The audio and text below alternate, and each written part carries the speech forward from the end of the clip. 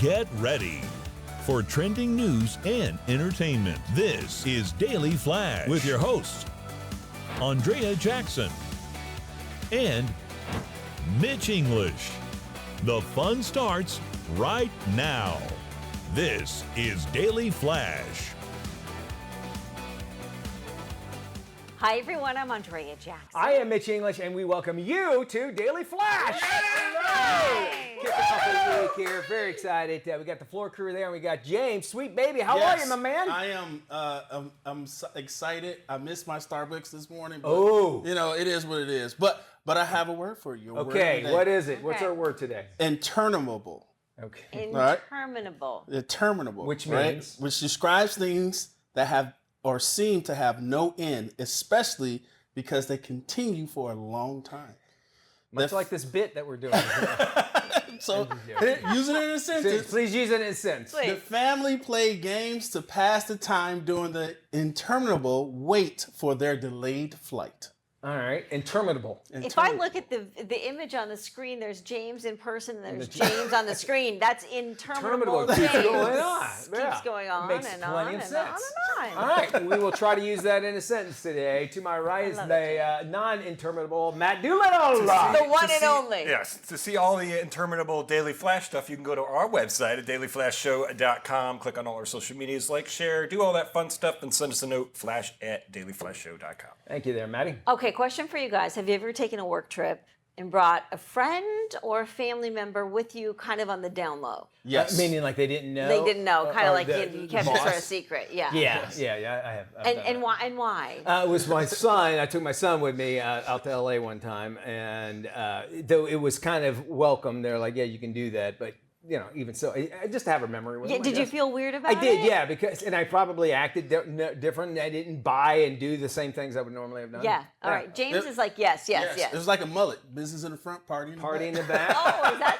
so? That's how you Party treat at it. night. I took care of business at the convention, and at night, you know, hey. I'm fortunate enough with my work trips, I get to take this jackass over here. We end up turning it into both. We- I'm the one that gets snuck on my wife's trips because she travels a lot for her work. So, and they stay at nice hotels. Yeah. Like, Yes. We're talking like Four Seasons and stuff. So she's like, show up, don't do anything stupid, Yeah. and try to avoid anybody I work with. I was going to say, are there rules involved? So Oh, yes. yeah. I got to be careful. So you kind of have Rules to to the stay. I stay in the room, or I'm like, I'll leave early or whatever and avoid wherever they're having their convention. Yeah, because they get real touchy. But Okay, very good. 74% of employees say they would sneak a family member or they- friend on a business trip and not let the boss know. If they're not paying, you know, if you're paying for their way, I don't see any issue with it. Yeah, right? if they're in the room with you, what difference does it make, right? I mean, if you're paying for their own plane ticket and whatnot, it makes sense. But then, you know, if you're ordering room service, is the company not paying for that? Yeah, I would imagine, you know, it comes down to like if it's a per diem, I mean, like you get a set amount of Yes. money and you're just going to have to split, you're not going to be able to go gorge out as much as you normally would. Yeah. Now, of course, we've decided that we're going to name these things. Oh. It's now called blended travel. You can refer to it as blended travel or bleisure. Blended That's leisure. not bad. I like bleisure. You I like bleisure. Write that down as your word of the day. Bleisure? Okay, all right. Bleisure. Word of the day, bleisure. I have a bleisure suit, actually. I bleached it. for your blended travel. For my blended travel. All right, I like that. Now, I'm glad to see that more of that sort of thing is happening. And as a boss, I could say, hey, as long as you get your work done and it's not a distraction, I would encourage it if I would, you know, because it's like, hey, look, I know you're away from your family. This is a great time. And memories, you should. I remember traveling so much. I would go to a city. I didn't even get to appreciate the city. I was there at the airport Yeah. and that's it. And it got frustrating. after a while. Where our show is based is Orlando, Florida, and there's a lot of conventions that come to town. And part of, I think, the appeal is that people will come to town with their families because they know the families can spend the day at the theme what you parks. need to do. They can enjoy themselves while they take care of the convention business part. So it is part of blended travel. there's a great story where they were trying to have this convention for construction workers here instead of Vegas. Oh, They did a survey afterwards, and they said never again because of that reason is that the families all wanted to come because they knew they were going to Orlando. So not only did it cost them more because Yeah. the families came, also they can't go have their fun, you know, with That's a the very family good in point. town. yeah. I So, could see that being an so issue. they were like any of the like, you know, manly convention stuff they leave in Vegas. Like CES is never They coming leave here. in Vegas. Leave it there. That's what happens there. It'll always. happy and Yes. continue on invasion. All right, we are moving forward with some trending stories. Got a good one from the No Good Deed Goes Unpunished file. There was a cyclist in New York. He tried to actually save a venomous snake from being run over by a car. However, he was bit in the process. He spotted the copperhead snake lying across the roadway. When he reached out to grab the snake, guess what? It bit him because guess what? He's a snake. Look at his finger there. Oh my God. Two good Samaritans rushed. They called 911. Victim's finger ballooned up, turned a dark shade of purple, as you saw there. He was taken away in an ambulance. A team of doctors who specialize in snake bites were called in to treat him. He spent 2 nights in the hospital, just that one finger, unable to use his hand for a week. My God. You know, in places I would imagine like New York probably don't have that access. Like here in Florida, I'm sure we can get the anti-venom anywhere because there's more snakes here. But you know, New York, I imagine would be a little bit hard pressed to find it. I guess my question is like, what gave him the confidence to grab the snake in the first place? It's not like the thing looks like a cuddly bunny or a turtle. Thank you know, you. Right?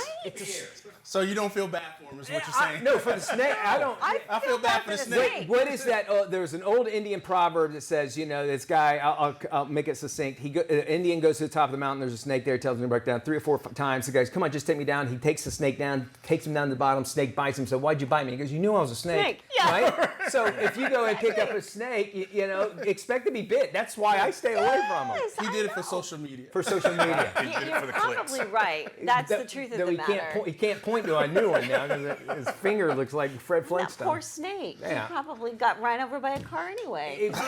I'm certain Bit killed. and like threw him off and then exactly. Well, here's another one for you. A man shot dead in a road rage incident nearly 4 years ago appears in an Arizona courtroom to forgive his killer from beyond the grave. Happened with an eerie AI video that was played by his family. A lifelike video version of Christopher Pelkey spoke to a court audience in what is believed to be the first ever use of artificial intelligence to deliver a victim impact statement. Pelkey was shot to death in his car during a road rage incident back in 2021. All right, so deep dive. I had to do a victim's speech like this, and it's something obviously, you know, because it's very impactful for the courts, number one, but also at the same time, it's like you want to make sure you get everything out. I want to know though, where did that script come from? Was this guy, you know, or were these words put in from his family? Do you know what I'm saying? Or did they have the family go, this is what we want to say, and we think our best representation is that? And again, this usually happens after the sentencing of, like the sentencing already has come down, and it's just a way for the victim's impact, that victim impact speech is to be able to let the court say, hey, you made the right decision, and that sort of thing. Sometimes they do it. In my case, they did it after, you know, it was a plea bargain, so I wound up doing that. And but to this, I think it kind of, it's a great way to get that person in court, but it really, if there's a jury, I couldn't see that you would only be able to use this in a victim impact speech, I guess is what I'm saying.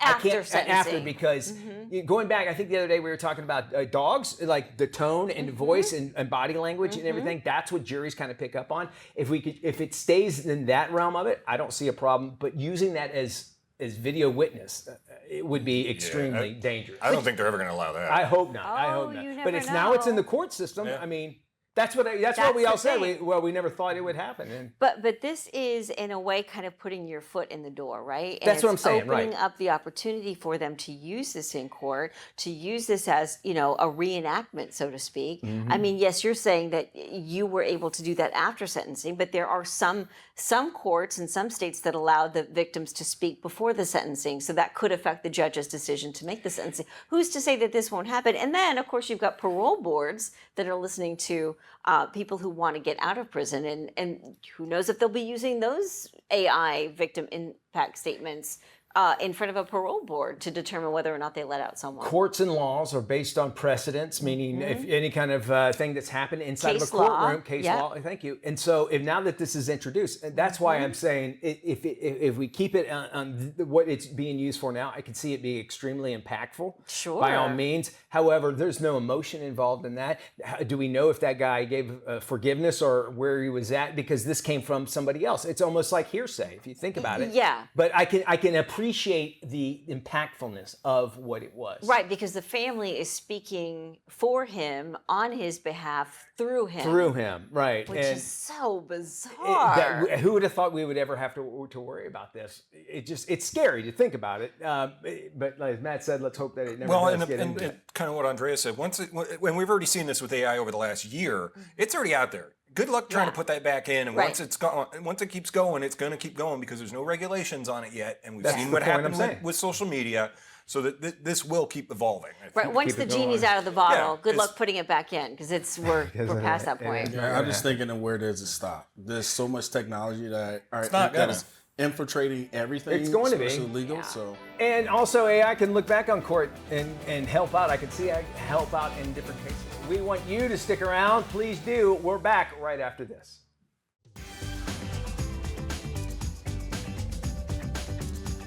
Hey, welcome back to Daily Flash. I'm Mitch English. It's time for us to check in with Tony Toscano to find out what's coming out of Hollywood and straight to your screen, no matter what size you're going to watch it on. With the latest, here's Tony. Thanks, Mitch. Streaming on Prime Video is the comedy drama, The Comic Shop. Honestly, Mike, I think you need some new customers. Tell me something I don't know. Hey, kid. What are those? Those are really good. You know, I was an illustrator for about 5 minutes. Think you could teach me to draw like that? Tell you what, you build me a website, I'll help you learn to draw. Deal. The film follows a man who was once a well-known graphic artist who now owns a struggling comic book shop in a Las Vegas strip mall. To promote his business, he trades art lessons to a young fan for help building a website and rediscovers his love for comic book art. I chatted with writer-director Jonathan L. Bowen. I'm hoping that, some audiences can get out of it that, you're not too old to give it another try. Or even if it isn't to switch careers or anything, just don't lose track of the passion that you have, because that's part of what makes you, unique. I mean, whatever that might be, though. It doesn't have to be art. It could be, some sort of work that even volunteering, or maybe you wanted to, do some sort of a hobby that you just didn't have the courage to give it a go. So. The Comic Shop is a thoughtful coming-of-age film focusing on reacquainting ourselves with what makes us truly happy in life and sharing that happiness with others. Again, The Comic Shop is streaming on Prime Video and gets an A. It's not rated.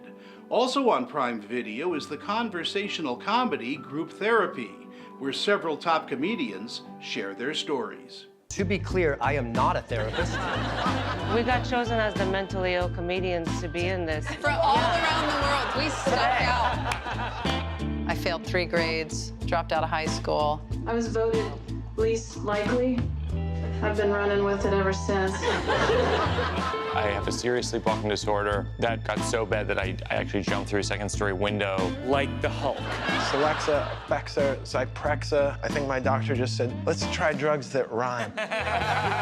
In the film, a group of well-known comics talk about turning their sadness into a positive force. I chatted with comedian London Hughes. It really does help. I don't know what I'd do without comedy. I don't know who I'd be without humor. It's like so inbred in me, my bones, my family, my friends. We all have to have a good sense of humor. And I think it just helps make life easier, honestly, being able to laugh about the pain. Let's talk for just a second as we wind up, though. I mean, you are such a good dramatic actress. Does that also come from humor as well? I think so. I think comedians make the best dramatic actors and actresses. If you look at some of the best villains, comedians, I feel like, or the best, like Jim Carrey's amazing, Robin Williams amazing. I just feel like there's part of it. If you can make someone laugh, you can make them cry. Hosted by Neil Patrick Harris, Group Therapy is a well-paced discussion on how top comedians take their personal challenges and present those challenges to the world wrapped in humor, and how sharing their stories strengthens mental health. Again, Group Therapy is streaming on Prime Video and gets an A. It's not rated. For the Daily Flash, I'm film critic Tony Toscano.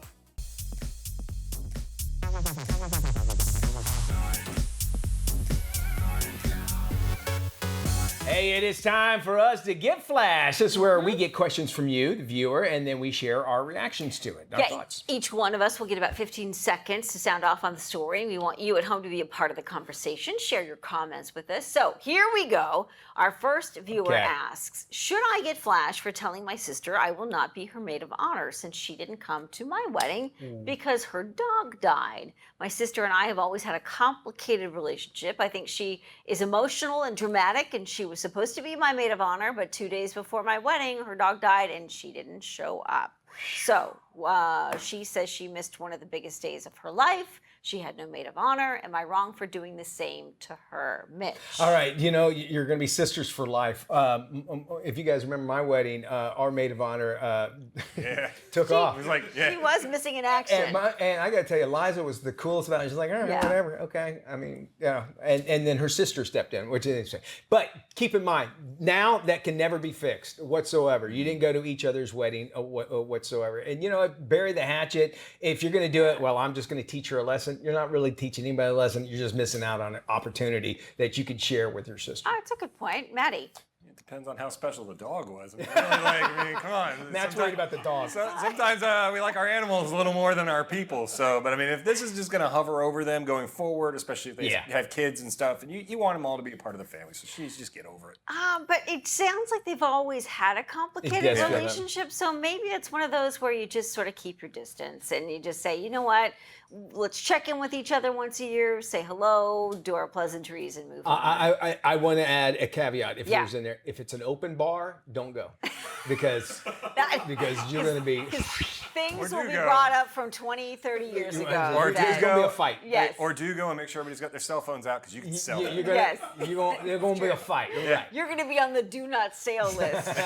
Do not marry on the list. next cruise dust up. Up next, one viewer asks, should I get flash for pranking my wife, resulting in a mishap that I caught on tape? Ooh. Take a look. Prank on wife gone wrong. What? What is it? Hey! Oh! Oh! You're in the bed! What? What is it? No, you like a door!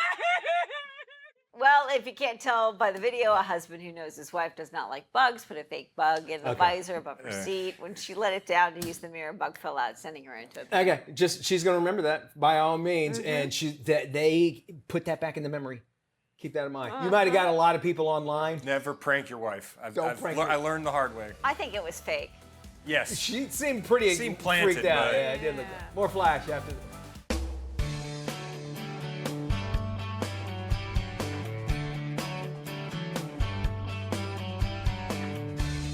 Welcome back to Daily Flash. In this week's Boss Lady, we meet Shyla Sheppard. She is the founder of Bow and Arrow Brewing Company. It's considered the first Native American female-owned brewery in the U.S. Shyla graduated from Stanford, moved to Albuquerque, New Mexico with her partner Missy. The two came up with an idea, and success has led the way for entrepreneurship and their partnership. Here's her story from her friends at the Story Exchange.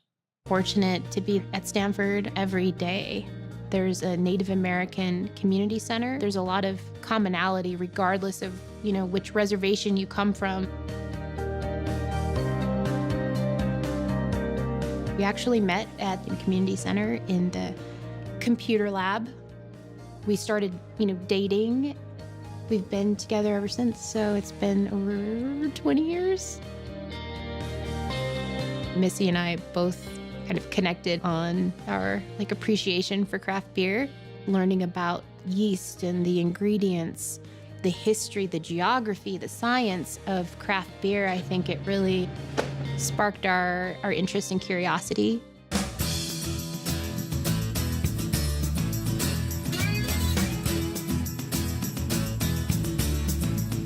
I joined the founding team of this social impact investing fund. We focused on businesses whose services or products were focused on kind of greater good.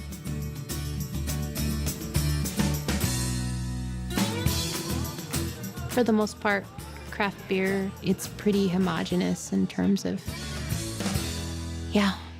white bearded men. That can make it challenging sometimes to approach people and build those relationships. even with my background and experience, it was a very challenging process to navigate. I approached every bank in Albuquerque and was told no, even though I had equity. I had a very detailed plan. I could talk through it, but I was told over and over and over, we don't do startups. Wait a second. There's 10 floors.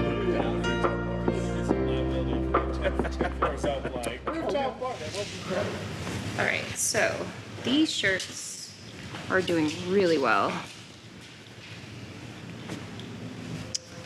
I thought these shirts were a lot of people like these shirts. So Missy does, the majority of like concept development. She's very artistic too, and so this has been her creative outlet. Oh yeah, that was great. I mean, that was when we were sitting with Frank, and yeah, we really just kind of came up with the one.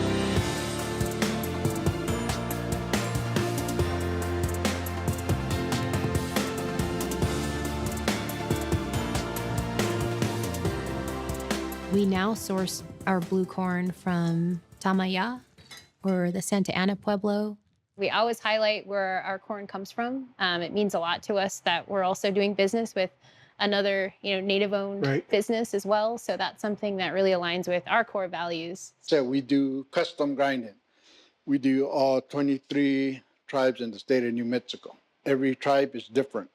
So every tribe wants different textures and different roast.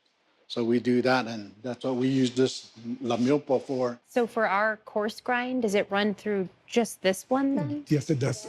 It's super gritty, grittier than what they normally, make for some of their other products. But so they roast it for us. They crush the corn for us, and we buy it from them in 50-pound bags, 500 pounds at a time.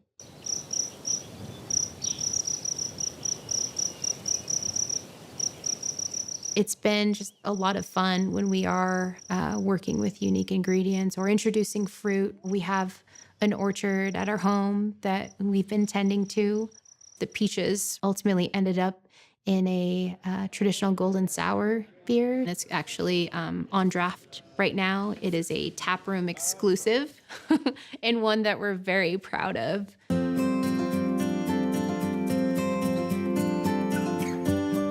We went out looking for the wild Nea Mexicanus hop. We know that it grows well, above a certain altitude. We just kept driving, and then we got off to just stretch. I didn't walk very far, and I spotted that very distinct leaf. They were giant, lush green hops. And it's funny with plants, growing up, my grandma, she said, you really have to be in a positive mindset when you're going out and harvesting, she said, because if you're not, she said, they'll hide from you.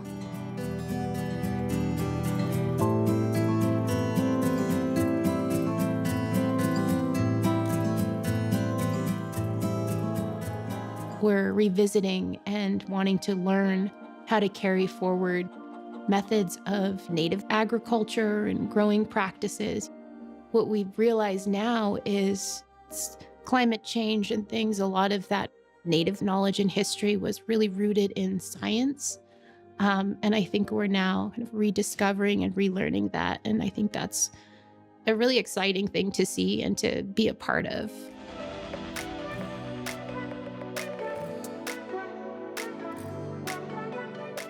This is Daily Flash with your hosts, Andrea Jackson and Mitch English. Trending news and entertainment. This is Daily Flash. Hey everyone, I'm Andrea Jackson. I am Mitch English, welcoming you to Daily Flash. Thank you so much for hanging out with us. We might say goodbye. I could definitely say that the way we have communicated over the past 10, 15, even 20 years or so has changed a lot. Like how we use the terms LOL, it comes into our vernacular. Something that's going away though is the semicolon.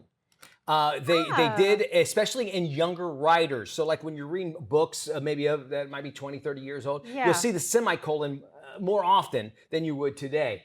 Matter of fact, it's dropped by about 50% since the year 2000. English language books are seeing about About 200 every 205 words to once every 390 words. Okay. Now. So about cut right basically in half. And a lot of them are because they don't really know how to use the semicolon. It's a tricky punctuation.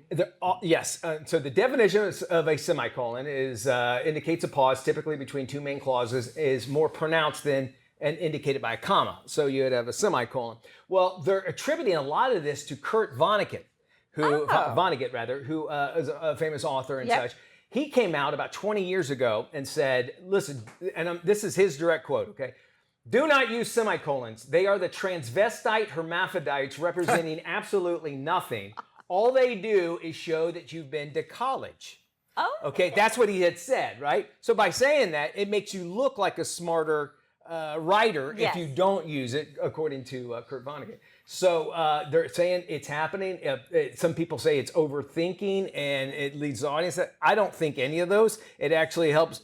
Sometimes it's like when people use a cuss word, it kind of grabs your attention. Yes. Like when people use a semicolon, it kind of grabs my attention for a second. But if you overuse it, then it wouldn't. But to me, it's just like, well, why not just put a period and start a new sentence, or a comma and make your sentence shorter? To me, if you need to use a semicolon, you're using too many words. That it is possibly so. That's my opinion. And we're in a world where things are much more succinct, and we put in the words afterwards. It seems like it would work better, but that doesn't necessarily the case. Reminds me of the exclamation point episode with Elaine on Seinfeld. She was writing a book. Why did you put the exclamation point there? It doesn't belong there. Too many exclamation points. And students these days can barely form a sentence anyway This is because true. they've been shorthanding stuff for so long. That this is what they grew up with. I mean, they're not even teaching cursive anymore. So they went on to make the muffin top of the morning. And she goes, no, it needs exclamation mark. Top of the morning to you as you read it.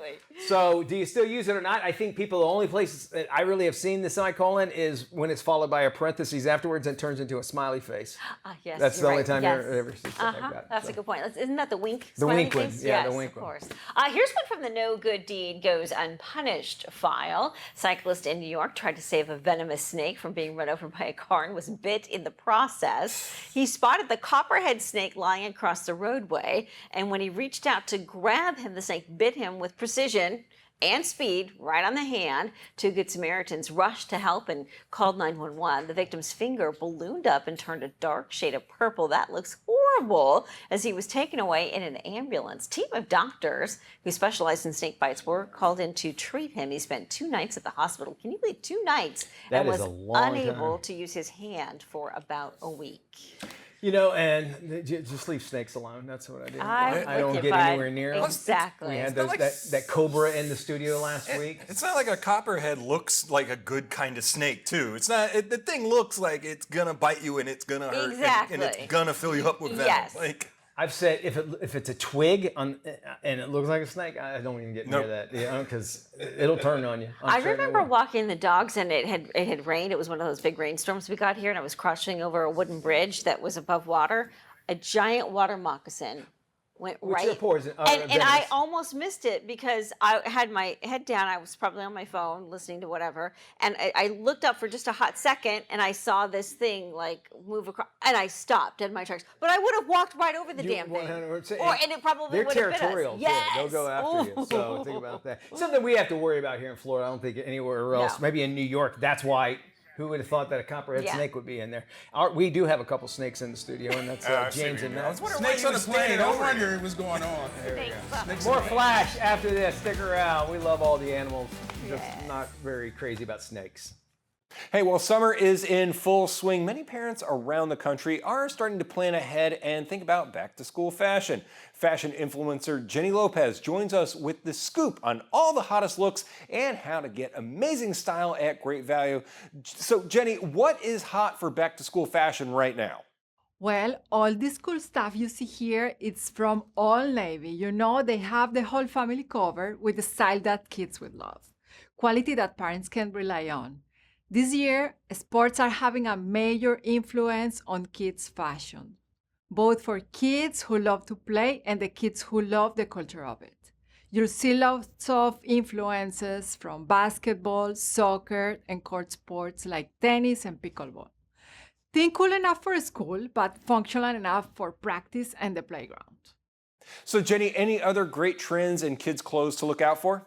Yes, we are seeing a major wave of fashion nostalgia with the 90s and Y2K styles making a huge comeback. And the kids' collection is no exception. Think baggy pants paired with fitted tops, fun proportions to mix and match, and colors that are fresh and totally modern. Even the classics like rugby shirts are getting a glow up with bold, unexpected colors combos. These definitely aren't your parents' rugby shirts. I'm also wearing them, like super cool. Hey, we heard about a kid-proof guarantee. How does that work? I'm loving this because I have an 11-year-old and this comes very handy. It's super exciting. Old Navy has expanded its kid-proof guarantee. It used to be just for uniforms, and now it covers the entire collection. That's right, every tee, hoodie, and pair of pants is now backed by 1-year guarantee. Old Navy kids' clothes are built to keep up, and if you're not happy with the quality, you have a full year to return it for the same item in the same size, or you get your money back. No stress, no fuss. With 1-year guarantee now covering all kids' styles, parents can feel even more confident that they are getting real value because at Old Navy, great value means gear that goes all the way, all year long. Thanks, Jenny, for joining us. We'll make sure we have this on our website at dailyflashshow.com. So can the grid keep up? What the surging power demands mean for your wallet? Here with more is Todd Snitcher, president with the Electric Power Supply Association. Power demand and load growth is not a future problem. It's happening today. And that's coming from a number of sources, including AI and data centers, reshoring and manufacturing, as well as electrification of the economy. That means we're going to need all the resources we can possibly gather in order to power the system today and going forward. That will include dispatchable resources like nuclear, natural gas, and even the existing coal fleet used in tandem with resources like wind, solar, and battery storage that are energy resources that need supplements from the dispatchable resources. In addition, it's important that policymakers shrink the delta between aspirational policy goals and operational realities of the electric system. In doing so, we can mitigate costs and empower the market to deliver least cost solutions for consumers. If you want more information about these issues and more issues involving energy, go to epsa.org. And now, a sigh of relief for the high medication prices at the pharmacy. Check it out. Medication prices have skyrocketed in recent years, but there are smart strategies that can save you time and money when filling your prescription. GoodRx is the go-to platform for savings on medication. Many with health insurance still find that GoodRx offers a lower price. While GoodRx isn't insurance, it can still help you save. Just search for your medication, select the most affordable price near you, and show GoodRx at the pharmacy counter to save. Learn more at goodrx.com.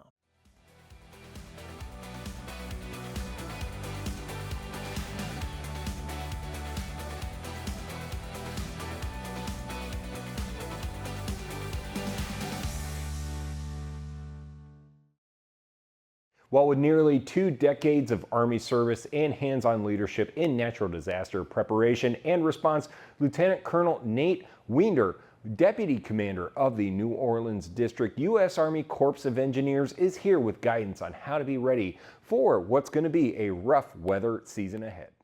You know, in the Army, we talk a lot about readiness. Can you execute your go-to-war mission tonight or tomorrow morning if called upon? And that's really how I look at emergency preparedness. So I just ask all the viewers, take a good hard look. Be as prepared as you can be. Set your conditions now. So do you or one of your family members take medications? It's probably worth having a few days of medication on hand. I encourage everyone to get a good flashlight and have extra batteries as well as a radio.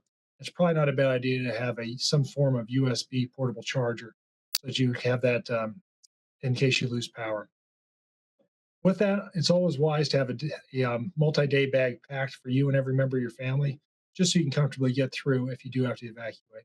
Hey, for more information, visit goarmy.com and you can learn more about the 250 professions within the Army. I've served on active duty with everyone from welders to surgeons. There's a career path for everyone. And I also ask you to consider your local U.S. Army Corps of Engineer District website for emergency preparedness information specific to your area.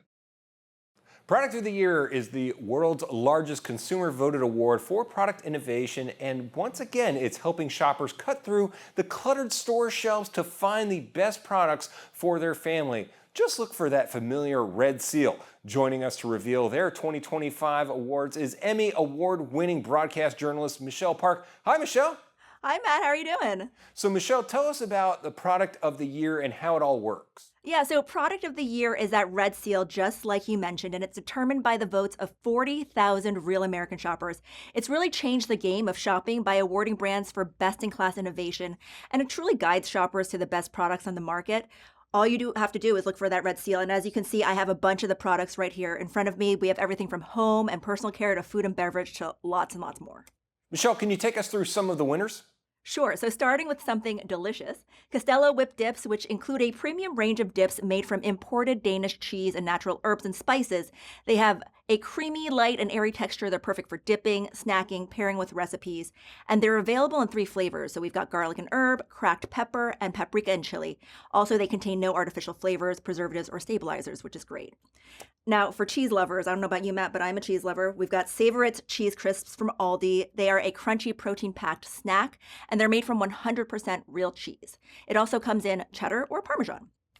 Now, for the 4-legged family members, Supreme Source Premium Mix-Ins are packed with premium ingredients to boost nutrition, making it a perfect addition to your dog's everyday meal. Next up, we have Dial Healthy Hydration Body Wash. It provides a deep, clean, and intense hydration, leaving your skin feeling soft after just 1 shower. It's infused with moisturizing ingredients like shea butter extract, coconut milk, and hyaluronic acid, and it delivers 50% more moisture than Dial Spring Water Body Wash. So it deeply hydrates the top layers of the skin. It's dermatologist tested, pH balanced, paraben free, and approved by the Leaping Bunny Cruelty Free program. And finally, just in time for the season, the Hot Shot Flying Insect Trap captures houseflies and fruit flies with continuous 24/7 action. This mess-free, plug-free solution is discreet, compact, and safe for pets and kids. So there you have it. For more information to see all of the 40 winners, go on and head over to productoftheyearusa.com. Thanks again for joining us, and we'll make sure we have this on our website at dailyflashshow.com. Here's pediatric optometrist Dr. Felicia Timmerman with more information on why getting kids outdoors is vital when it comes to eye health. If you're a parent whose child has myopia, there's great news. There's an FDA-approved treatment to slow the progression. The MiSight One-Day Contact Lens, the first and only FDA-approved treatment to slow the progression of myopia in 8 to 12 years old at the initiation of treatment. Now, this is a daily disposable contact lens, so safe and a fresh pair for those children every day of wear. And it'll provide a dual benefit. And the child will see clearly just as they would in standard contact lenses or glasses, but also simultaneously slow the progression of that myopia due to the innovative design and technology embedded in the contact lens. For more information, parents can go to the MiSight website. That's MISIGHT.com to learn more about myopia, the MiSight One-Day Contact Lens, as well as also it has a locator to find an eye care provider near you. Well, the summer is winding down, but there's still time for one more adventure, and what better time than during Family Fun Month in August? Well, joining us today is Dawn Yannick, parenting expert, mom of 2, editor at Reader's Digest, and founder of MomSanity.com. Welcome, Dawn. Thanks for having me. So, Dawn, what should families look for when they're planning a trip? 3 things. It's all about ease, value, and variety. And Myrtle Beach, which I'm teaming up with, checks every box. You've got 60 miles of beautiful coastline, tons of attractions for every age, and lodging options that fit all types of budgets. Now, I visited with my family recently, and let me tell you, my kids are pretty much ready to move there. Our days were filled with boat rides to see dolphins, walks on the beach, go-karts, arcade games, and so much more. There's a reason Reader's Digest has highlighted it more than once as a great family destination. It is easy to plan, there is so much to do, and it is impossible not to love. And a big part of it is how can we save money on a trip like this? Yes, Myrtle Beach has some of the hottest summer deals out there right now. You can save up to 40% or get free nights at certain resorts and take advantage of perks like kitchen suites so you can cook meals and save even more. And that affordability factor is really important to me and to all the moms I've spoken to in my Mom Sanity community. You'll also find free attractions, and who does not love free stuff? We are talking about things like the boardwalk, outdoor concerts, public parks, shopping at the March Walk. It is really all about stretching your dollars without sacrificing the fun. Dawn, where can we go for more info? For more information, go to visitmyrtlebeach.com/familyfun. You'll find details on accommodations, deals, and tons of family-friendly things to do. Great. We'll make sure we have this on our website at dailyflashshow.com. Hey, Mitchie. Hey, Jackson. Yeah, I want to talk about that big story coming out of Hollywood. Hold on. Wait. I want to get Matt in on this call, all right? Hold on. Hey, what's up, Mitch and Dias? Matty! Mitchie. Mateus. Mitch, my man. Matty of Berkshire. What's going on? Hey, AJ wants us to talk about a big story that's happening. This kid, the Kiki, says hi. He has his own Instagram. That's great, Matt, but I really want to talk about this big story coming out of Hollywood. Ooh, dog and cat! You should check it out. This kid, the Kiki. I want to know what's going on. What? Oh, okay, so real quick. Why does he still have a dial-up modem? Hey, I gotta get back to wrestling stuff. It's on the media. You know what? Maybe we should just try this later. Okay, all right. Peace and love. Daily Flash. Where are you? It's just better when you're part of the conversation. Join us online.